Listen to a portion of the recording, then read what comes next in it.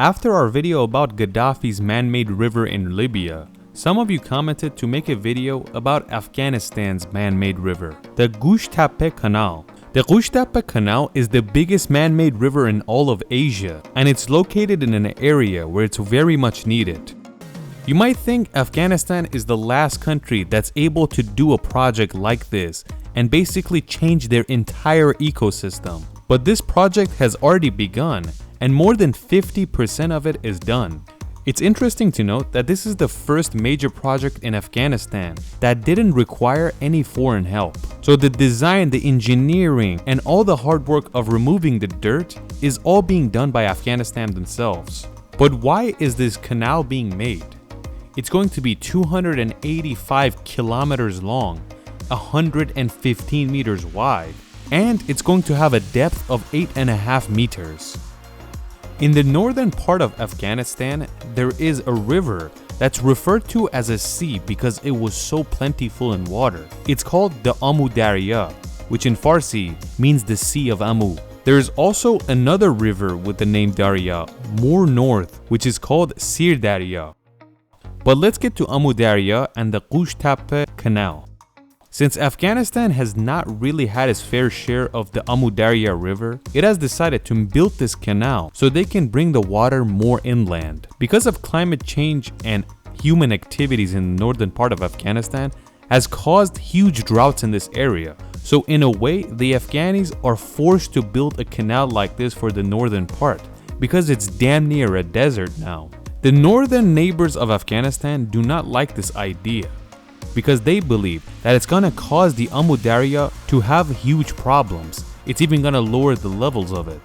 But other experts believe that it will not affect the Amu Darya whatsoever because it's such a plentiful river that something like this will not negatively affect it. It's interesting to note that even though Afghanistan has shared a border with this river for many years, it has never had its fair share because it was so far away from the main areas. But with the help of the Gush-Tepe Canal, they're gonna bring that water more inland and more user-friendly. If you went to Afghanistan in 30-40 years ago, there was plenty of fresh water available because they would usually pull it out from the wells, which is why farming was much easier. But the more we move forward, the drier this place gets and the less and less groundwater there is, which is why it's slowly turning into a desert even though the dirt is very fertile. And that is the reason a canal like this has to be built for Afghanistan. When this canal is ready, it's going to provide fresh water for more than 1 million people. And it's going to bring back 55,000 hectares of farmland. In these farmlands, they're planning on only planting grains, in a way where they will be an exporter of wheat in the near future. The project has started on March 2022, and it is estimated that it will end around 2025. The cost of this entire project has been estimated at $500 million, but some experts believe that's way too low of a figure because it is going to cost more than $1 billion to finish this project. The design of this canal is very strategic. It starts in the province of Balkh up north, and it is going to come down in the most strategic ways around the most fertile dirt.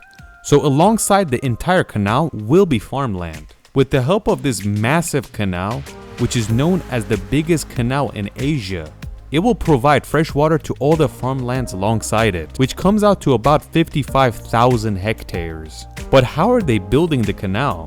Basically, removing the dirt and getting it away from the canal is the hardest part and is the most time consuming. Right now, there's about 7,000 dump trucks working in this canal. And alongside that, there is hundreds of excavators that are digging the dirt and dumping them into these dump trailers. They keep digging the dirt and moving it away. And right now, they're at more than 150 kilometers. In the beginning of the canal, they have already let go of the water and it is flowing. And the more they move forward, they continue to move the barrier and move forward and forward. The entire canal is made from dirt and no concrete is being used. They dig it up, they remove the dirt, they compact it and fill it up with river. Some say this is a very good design and it's going to help the environment, and some say no, this will hurt because you're wasting so much water.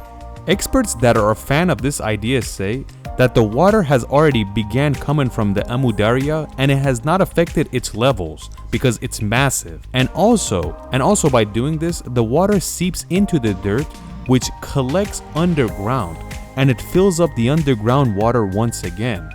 So in a way, you could count it as insurance. Let's say a drought happens and not enough water flows into the Gush Tepe.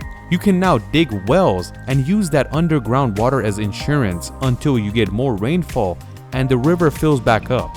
A lot of experts also believe that this is the best idea for Afghanistan, and it's much smarter to not use concrete in this area. If they wanted to use concrete, it would be more than $1 billion just for the material, and billions of more dollars to lay it properly. And Afghanistan doesn't have that much funding, they're not a rich country.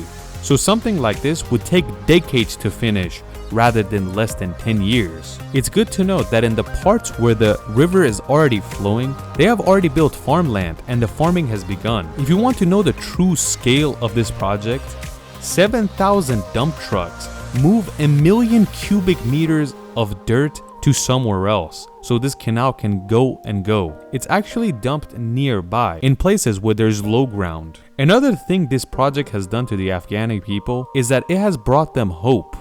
After decades of non-stop war, there's some hope in their eyes and they're building their own community. So you could say they're very optimistic about this project. Another interesting thing that happened is that there's no proper electricity in the northern part of Afghanistan, which is why they have started building solar panels, and all the water pumps that work these farms and the sprinkler system are all powered by solar panels.